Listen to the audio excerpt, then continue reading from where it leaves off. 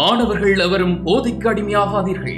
அடிமையானவர்கள் மீண்டதாக சரித்திரமில்லை. எனவே உங்களையும் சமூகத்தையும் பாதுகாத்துக் கொள்ளுங்கள். உங்கள் நலன் கருதி கல்வி டிவி. கல்வி தொலைக்காட்சியில் நடந்து கொண்டிருக்கின்ற மாணவ செல்வங்களுக்கு வணக்கங்கள். மீண்டும் கல்வி தொலைக்காட்சியினூடாக உங்களை சந்திப்பதில் பெரும் மகிழ்ச்சி அடைகின்றோம். இன்றைய வகுப்பிலே நாங்கள் பார்க்க இருப்பது வினாத்தாள் ஒன்றினுடைய, அதாவது பயிற்சி வினாத்தாள் ஒன்றினுடைய மிகுதி வினாக்கள், இறுதி வினாக்களை பார்க்க இருக்கின்றோம். இறுதி பகுதியிலே அமைந்த வினாக்கள்.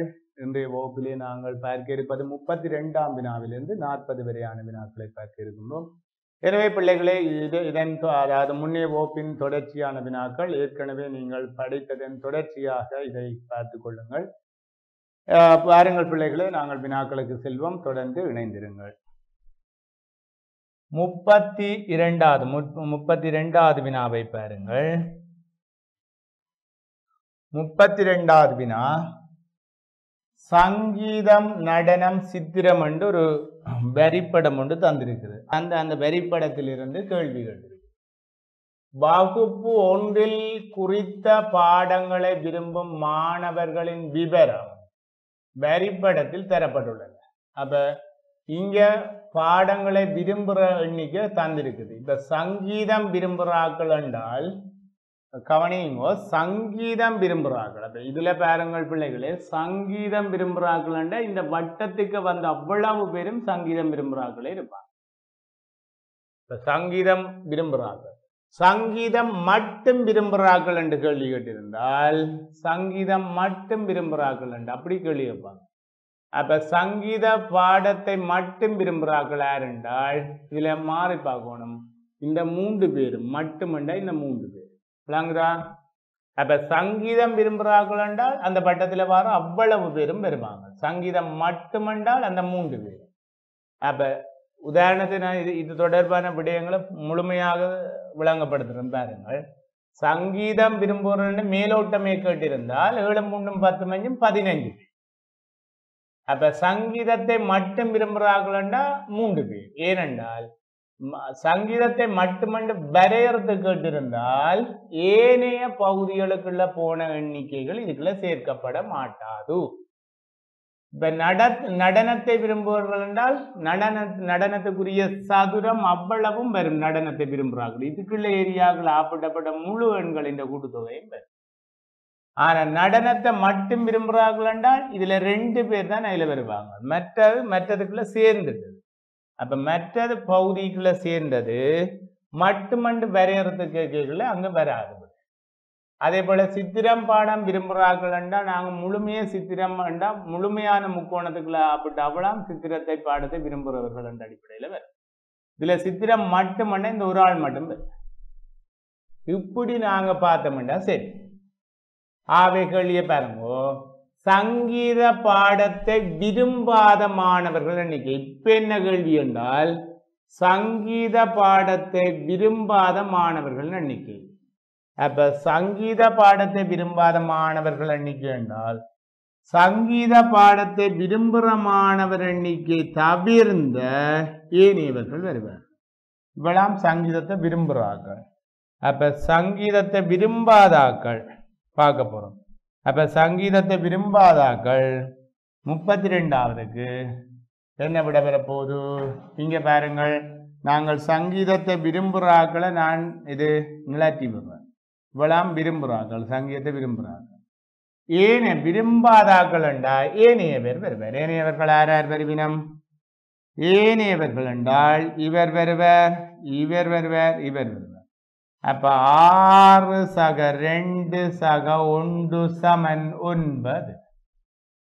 அப்ப 9 விடையாக சரியான பிள்ளைகளே 9. அப்ப சங்கீத பாடத்தை விரும்பாத மாணவர்கள் எண்ணிக்கை 9. புரிகிறதா? இப்படி செய்யலாம். அப்ப இப்படித்தான் இதை தெரிவு செய்கிறது. அடுத்ததை பார்ப்போம். 33வது வினாவை பாருங்கள். தரப்படும் வாக்கியங்களை கருத்துள்ள வகையில் ஒழுங்குபடுத்தும் போது வெறும் சரியான விடையை தெரிவு செய்க. கருத்துள்ள வகையில் ஒழுங்குபடுத்தும் போது வெறும் சரியான விடை என்ன செய்யலாம்? வாசிக்க வேணும். இதுல வாசிக்க வேணும்.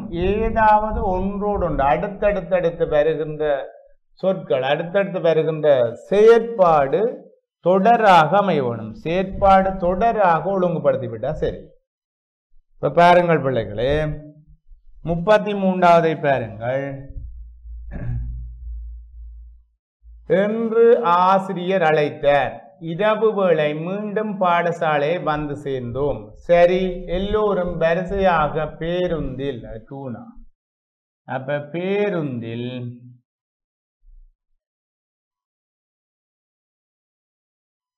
அப்ப இல்ல பாப்போம்.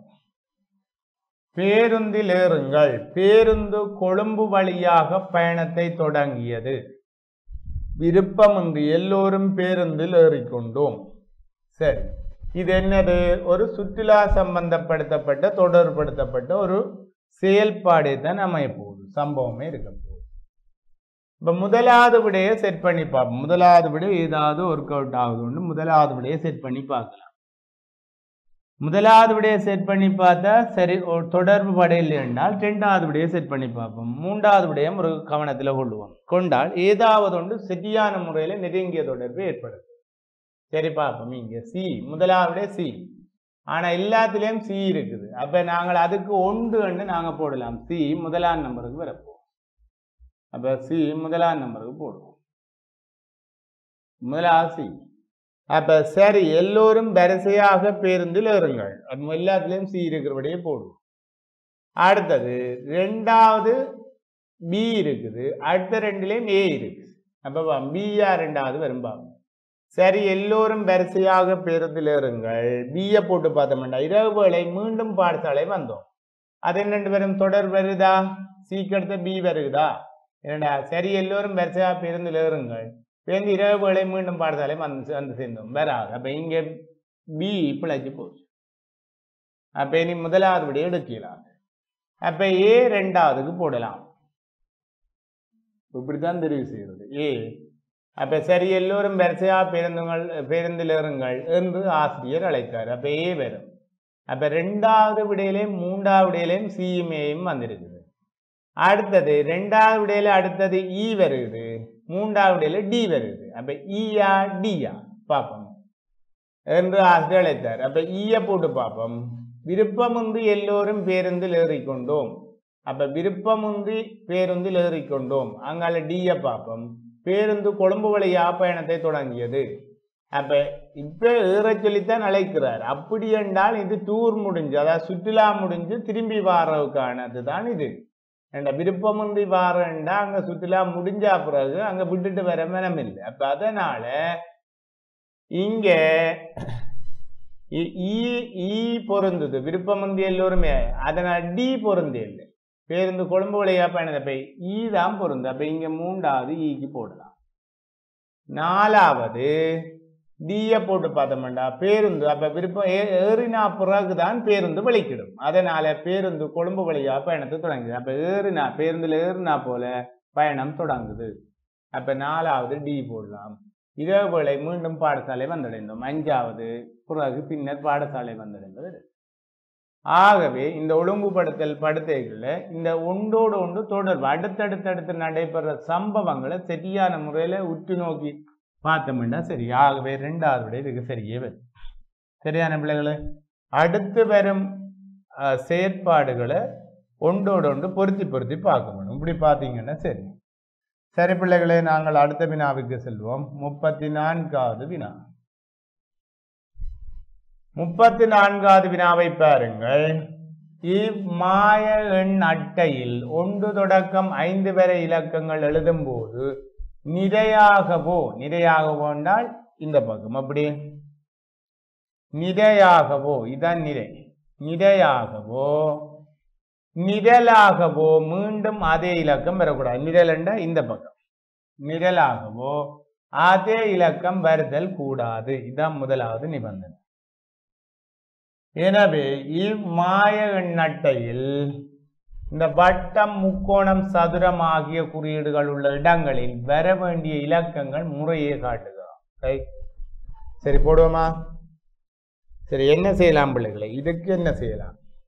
34. ரெண்டு விதத்தில செய்யலாம். நாங்கள் போட்டு பார்த்து செய்யலாம், அல்லது என்ன செய்ய வேண்டும் என்றால் ஒவ்வொரு விடையாக பிரதியிட பண்ண வேண்டும்.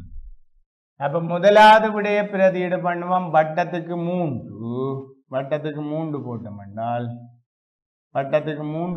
என்றால் இங்க அடுத்த முக்கோணத்துக்கு 1, சதுரத்துக்கு 2. அப்ப முக்கோணத்துக்கு 1 போட்டோம் என்றால் சதுரத்துக்கு 2 போட்டோம் என்றால் இந்த லைன்ல வராதது 5 2 4 1, இங்க 3 வரும். இங்க 3 வந்தால் இங்கேயும் 3 வருது, இங்கேயும் 3 வருது. சரி வருமா? இல்லை. அதனால இந்த விட பிழை. ஏனென்றால் இந்த விடையை போட்டால் இங்க வராத நிலைக்குத்தே வராதது 3. அதனால இந்த விட போடலாம். அப்ப முதலாவது விட இங்க பிழை. இனி ரெண்டாவது விட எடுத்து பார்ப்போம். ரெண்டாவது விட சரி வருது பார்ப்போம். ரெண்டாவது விடை வட்டத்துக்கு 4. அப்ப இங்க 4 போட்டால் முக்கோணத்துக்கு 1, சதுரத்துக்கு 2. சரி, இத பார்ப்போம். இப்ப பார்ப்போம். இதுல வராத நிலைக்குத்தே 3 வரையில. இங்க பார்ப்போம். இதுல நிலைக்குத்தே வராத. அப்ப இதுல 3 வரையில என்றால் இங்க 3 போட்டாச்சு. இங்க சரி. இங்க 1 2 இதுல வராதது நம்பர். இதுல 3 வரையில. இந்த தொகுதியில பார்த்தோம் என்றால் இங்க 3ம் 1ம் வரையில. அப்ப இதுல பார்ப்போம். இதுல ஏதாவது ஒரே மாதிரி வருதோன்னு நாங்க கவனமே பார்க்க வேணும். இங்க 1 2 3 4 வரையில. அப்ப இங்க 4 போடலாது. இங்க 4 தான் வரையில்லை. அப்ப இங்க 4 போடலாம். இங்க 4 போடணும். 4 தான் வரையில்லை. இப்ப 4 போட்டால் இங்கேயும் 4 வரும், இங்கேயும் 4 வரும். அப்ப இந்த விடையும் சரி வராது. இந்த விட ஏற்கனவே சரி வராது, அந்த விட வராது. ஏனென்றால் நிலைக்குத்தே நாங்கள் போடாத இலக்கம் இப்ப 4. அப்ப 4 போட்டா பக்கத்துல 4 இருக்குது. அப்ப நிறையே வந்துட்டது 4. அதனால அது பிழை. ஆகவே இந்த விடையும் பிழை. எனவே இது பிழை என்றால் ஆட்டோமேட்டிக்கா நாங்கள் மூன்றாவது தெரிவு செய்யலாம். இருந்தாலும் நாங்கள் அந்த விடையும் போட்டு பார்ப்போம். அப்ப அந்த விடையை போட்டு பார்த்தோம் என்றால் வட்டத்துக்கு 1 போட்டால் அடுத்த முக்கோணத்துக்கு 4, இதுக்கு 4, சதுரத்துக்கு 2. சரி, இப்ப போட்டு பார்த்தோம் என்றால் இங்க வராத நம்பர். இனி நாங்கள் வராத இலக்கங்களை போடுவோம். இதுல 3 வரும். அப்ப இதுல 3 என்றால் இங்க நாங்கள் வராத இலக்கம் 1. அப்ப 1 என்றால் இதுல வராத இலக்கம் இப்ப 3. இப்ப இதுல பார்ப்போம். இதுல வராத இலக்கம் 2 5 1, இங்க 3 வரையில. இங்க நிலைக்குத்தே வராத இலக்கம் 2 வரையில. இங்க இது கிடையிலக்கமே பார்த்தோம் என்றால் இங்க வராத இலக்கம் 2 4 வரையில. ஆகவே நிலைக்குத்தே வரையில, இங்க 3 வரையில. இப்ப பாருங்க, ஏதாவது நிலைக்குத்துகள் அதாவது நிறையெல்லாம் ஒரே மாதிரி வெவ்வேறுபட்ட, அதாவது ஒன்றோடு ஒன்று சரியான முறையில ஒரே இலக்கம் வராத வகையில வந்துருக்கு. 1 2 1 2 3 4 5. அதே போல இங்காலயம் அதே போல இப்படி வருது. எல்லா இடம் அந்த அதாவது ஒன்றோடு ஒன்று தொடர்பு படாமல் வருகிறது. ஆகவே நாங்கள் இந்த விட அதாவது மூன்றாவது விட மிக பொருத்தமாக அமையும். சரி பிள்ளைகளை, அடுத்த 35வது வினாவை பார்ப்போம். 35வது வினா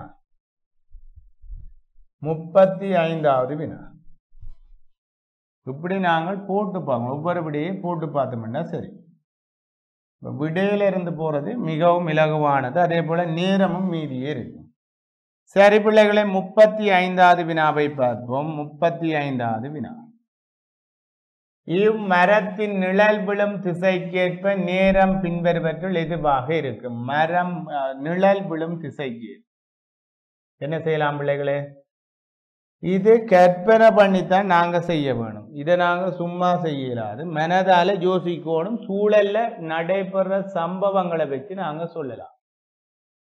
எப்பவும் பாருங்க, சூரியன் இப்ப நல்ல மறைகிற பொழுது பிற்பகல் 5 மணி என்றால் இப்ப இது வானம் என்றால், இப்ப சும்மா உதாரணத்துக்கு வானம் என்று நாங்க இப்படி எடுத்தோம் என்றால், வானம் இப்படி இருக்கு என்றால் இங்க நிலம் இருக்குது. அப்ப நிலம் இருக்குன்னு நாங்க சும்மா எடுத்தோம் என்றால், இப்படி நிலம் இருக்கு என்றால் இப்ப என்ன நடக்குது என்றால், ஒருவர் இல நிற்கிறார் என்றால், இதுல ஒரு ஆள் நிற்கிறார். இதுல ஒரு ஆள் நிற்கிறார் என்றால் சரி இல மரம் நிற்கன்னு வைப்போம். மரம் நிற்குது. இப்ப இந்த மரம் நிற்குது என்றால் இப்ப பாருங்கள், இப்ப சூரியன் நிற்க போற.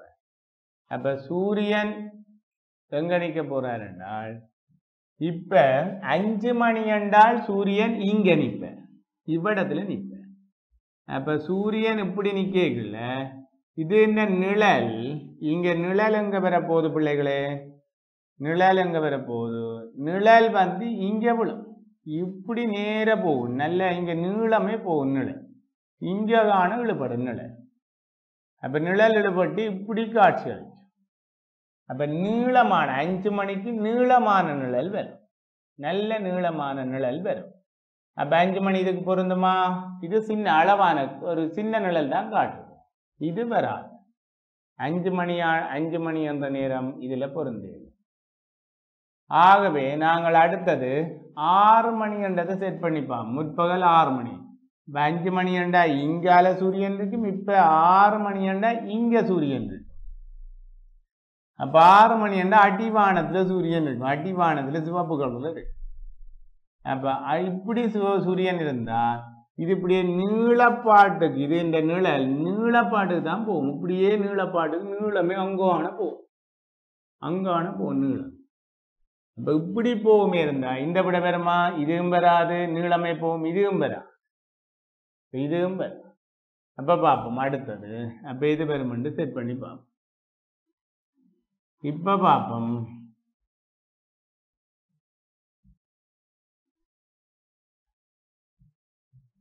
அப்ப இப்ப இது வானம் என்றால், அடுத்த பார்ப்போம். இப்ப 10 மணி. அப்ப 10 மணிக்கு சூரியன் எங்க நிற்க போறார் என்றால் சூரியன் இப்ப 12 மணி என்றா 10 மணிக்கு கிட்டத்தட்ட இப்படி நிற்பாருண்டா சூரியன் இப்படி நிற்பாருண்டால் இங்க நிழல் எப்படி வர போகுது பிள்ளைகளே? இந்த லெவலுக்கு சரி இவ்வளத்தோட வந்துடும் நிழல்.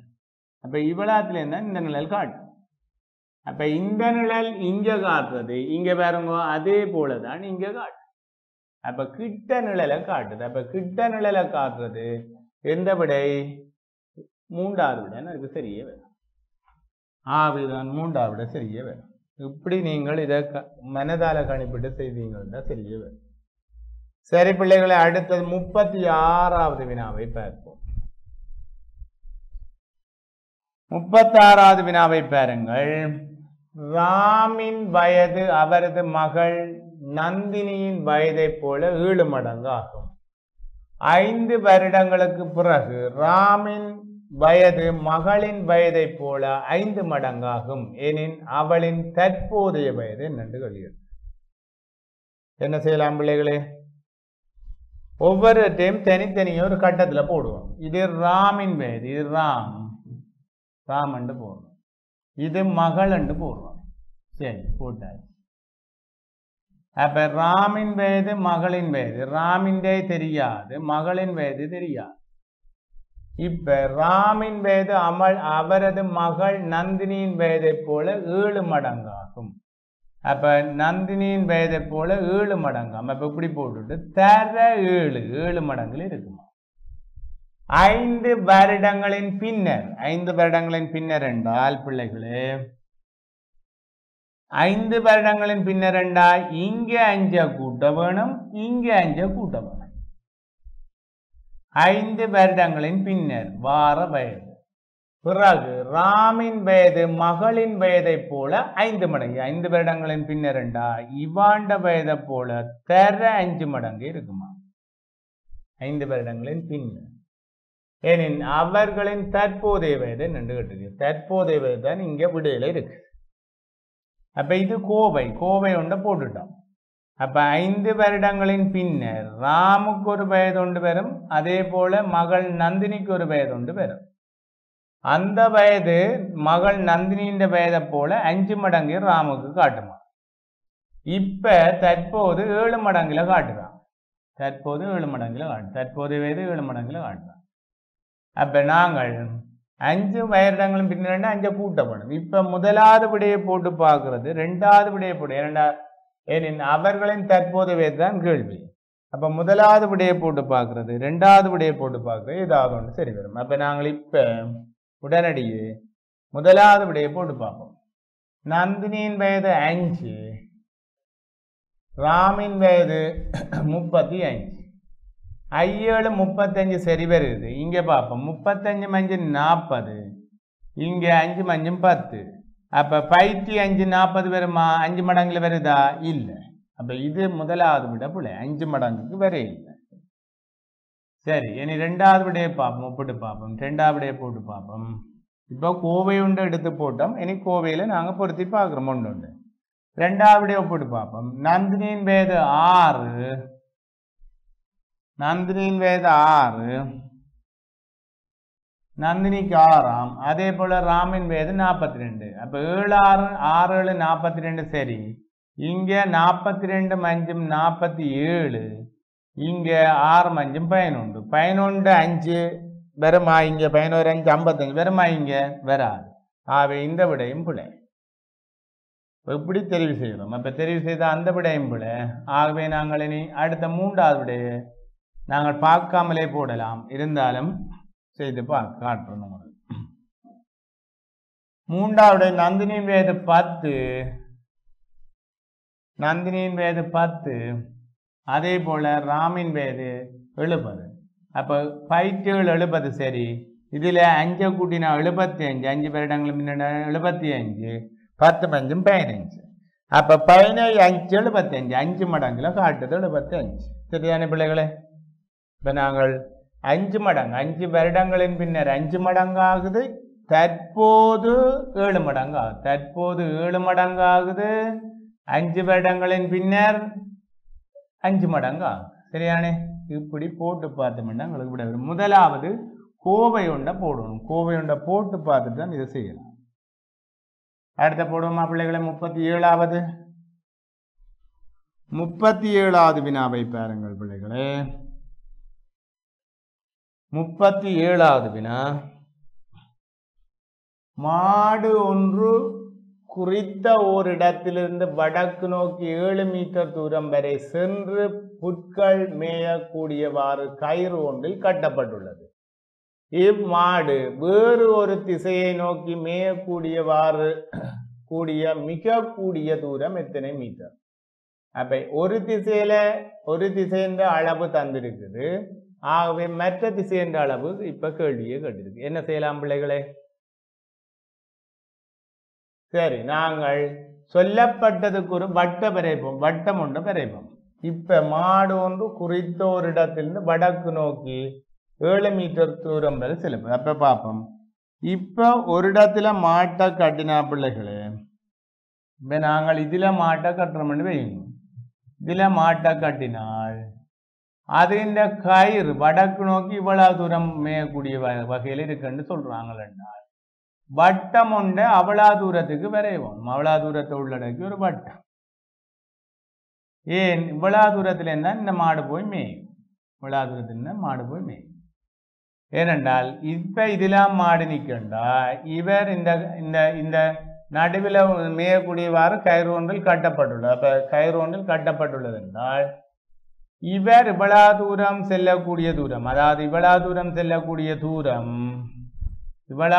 செல்லக்கூடிய தூரம் 7 மீட்டர். அப்ப 7 மீட்டர். அப்ப இவ்வளவு தூரம் 7 மீட்டர் என்றா திருப்பி இவர் இந்த பக்கம் போனாலும் 7 மீட்டர் தான். இந்த பக்கம் போனாலும் 7 மீட்டர் தான்.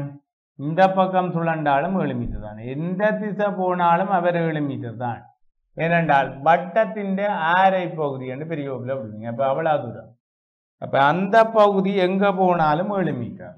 ஆகவே இம்மாடு வேறு ஒரு திசை நோக்கி மேயக்கூடியவாறு மேயக்கூடிய மிக கூடிய தூரம்.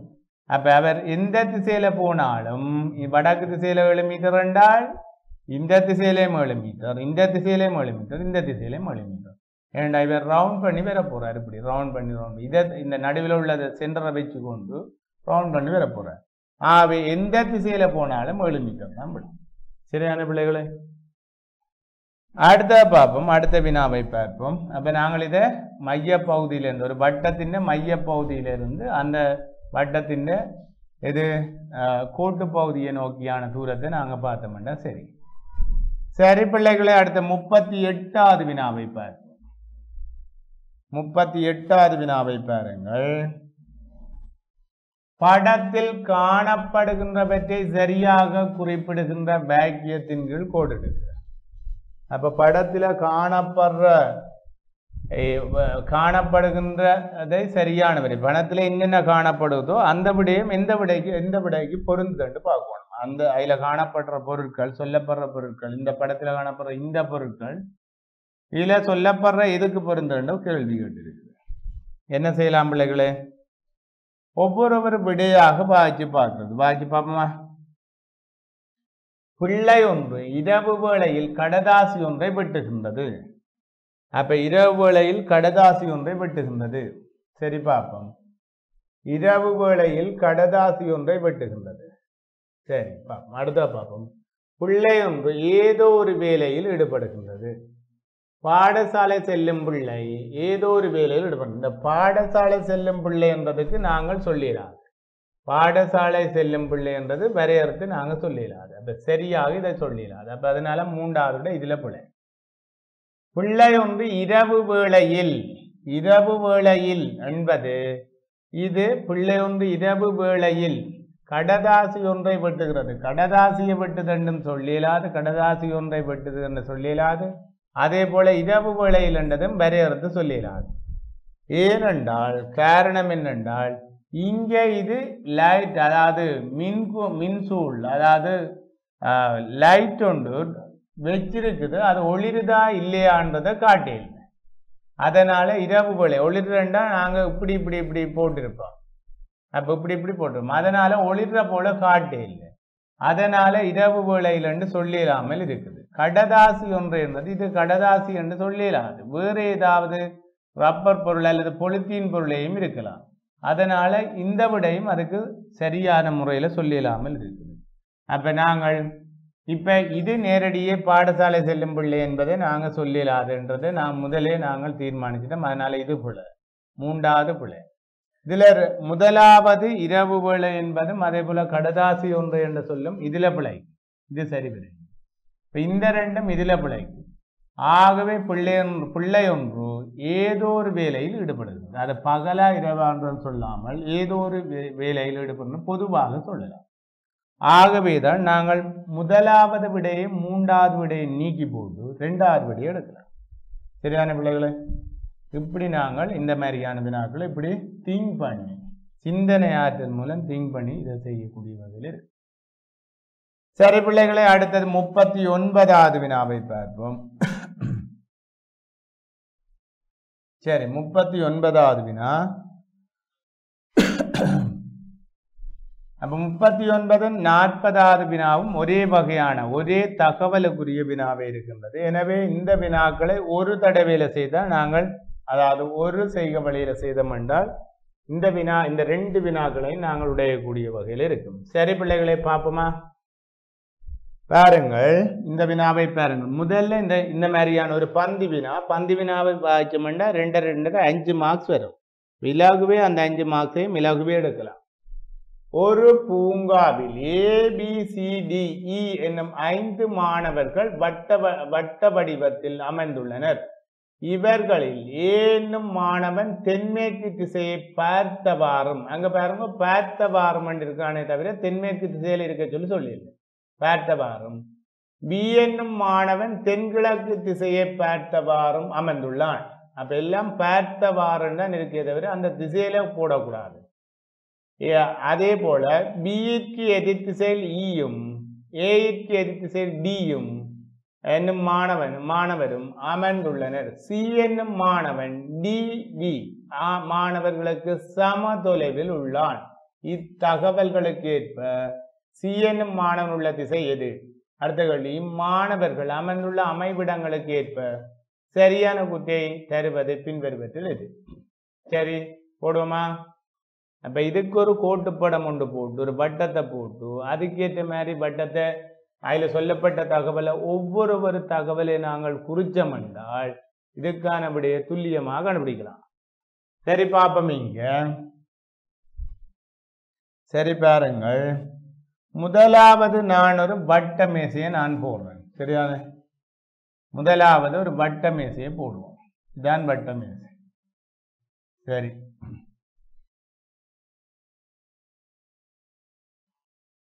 சரி வட்ட மேசை ஒன்றை போட்டாச்சு. சரி, வட்ட மேசையில போட்டுட்டேன். ரைட். இப்ப இங்க சொல்றாங்க திசை அடிப்படையில சொல்றாங்க. அதனால நான் ஒரு திசை அடிப்படையில இங்க திசையை போட்டு காட்டுறேன். எப்பவுமே பேப்பர்ல ஒவ்வொரு, அதாவது திசை தராட்டில் நாங்கள் பேப்பர் வடக்கு இங்க, இங்க கிழக்கு, இங்க தெற்கு, இங்க மேற்கண்டு போடலாம்.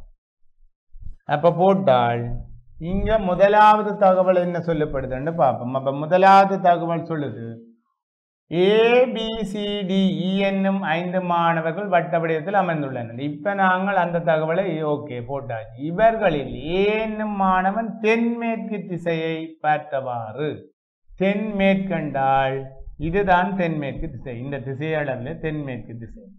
அப்ப இங்க பார்த்தவாறு அமர்றான், அவன் இங்க இருப்பான். இங்க இருந்தோண்டு இங்க பார்ப்பான். அப்ப இங்க இருந்தோண்டு இங்க பார்ப்பான்.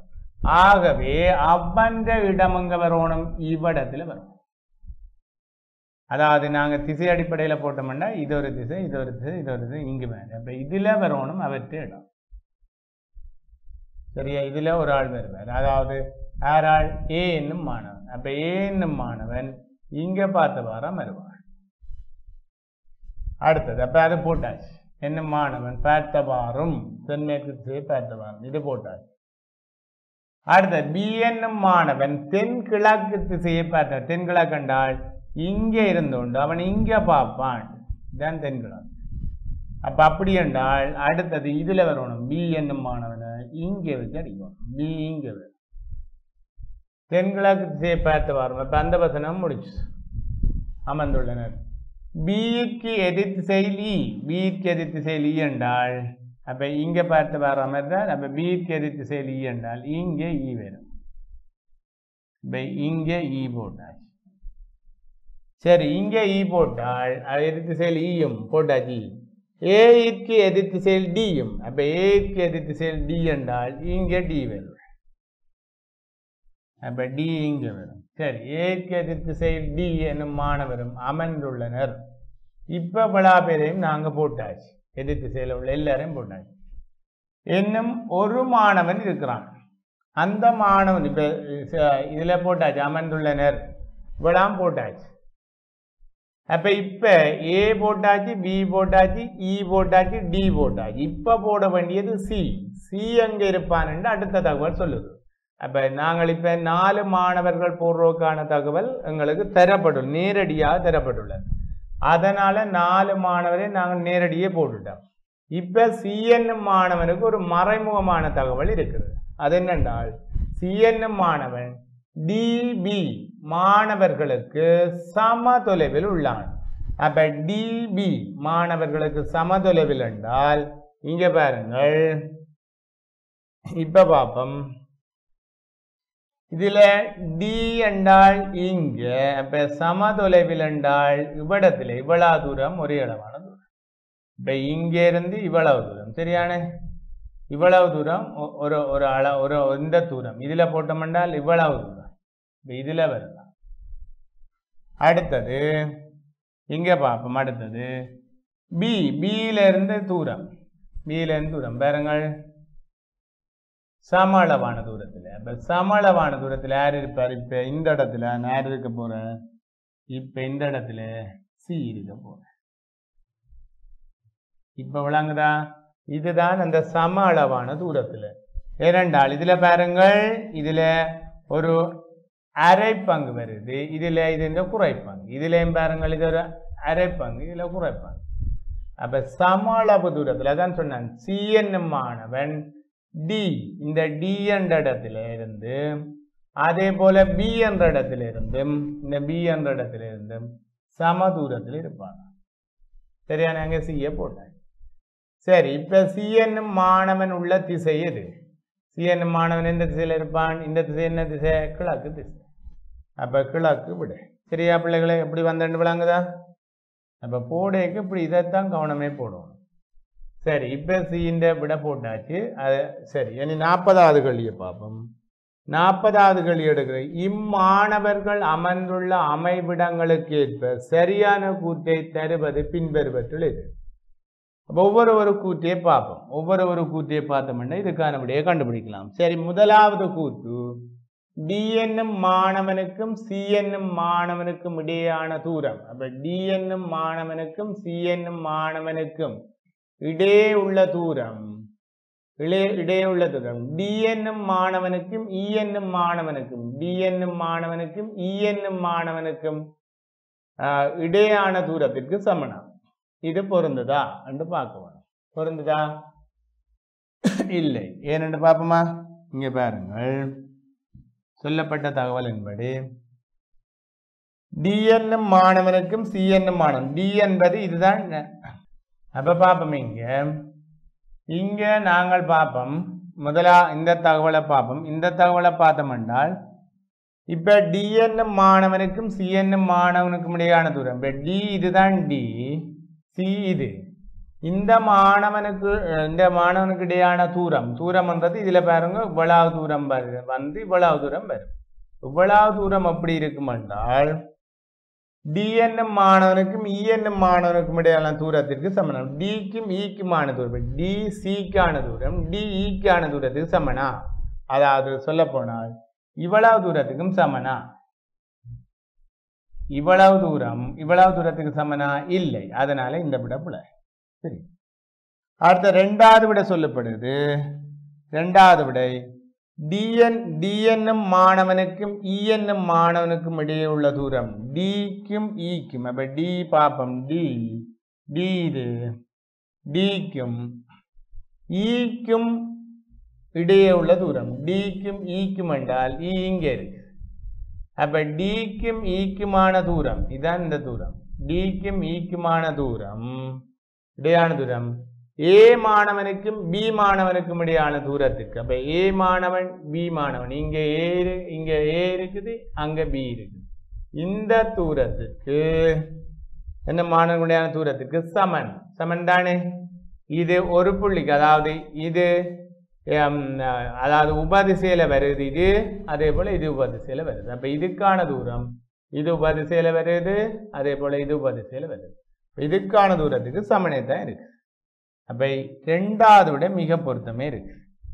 3வது விட ஏன் பிள்ளை என்றால் ஏ என்னும் மாணவனதும் இ என்னும் மாணவனதும் தூரமானது. ஏ என்னும் மாணவனதுக்கும் இ என்னும் மாணவனுக்கும் தூரமானது பி என்னும் மாணவனுக்கும் சி என்னும் மாணவனுக்குமான தூரத்திற்கு சமன். அது ஆவலும் கூட இருக்குது. சரியான?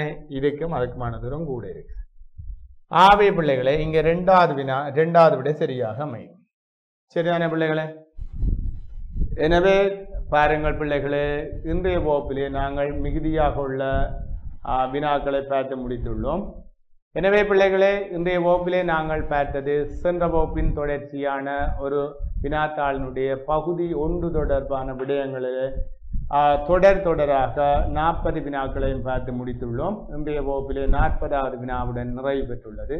எனவே பிள்ளைகளே, இது போன்ற மாதிரி வினாத்தாள்களை நீங்கள் செய்து வீட்டிலே இதே போன்று செய்து இங்கே வழங்கப்பட்டுள்ள அந்த விளக்கங்களை போன்று நீங்களும் அதே போன்று உங்களுடைய வினாத்தாளை பயன்படுத்தி செய்வதனூடாக அதிக புள்ளிகளை நீங்கள் பெறக்கூடிய வாய்ப்பு உள்ளது. எனவே நம்முடைய கல்வி தொலைக்காட்சியில் தொடர்ந்து இணைந்திருங்கள்.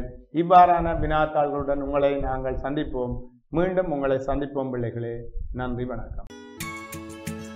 கல்வி டிவியில் புத்தம்புது நிகழ்ச்சிகளை உடனுக்குடன் பார்த்து மகிழ எமது Facebook மற்றும் YouTube பக்கத்தை லைக் செய்யுங்கள்.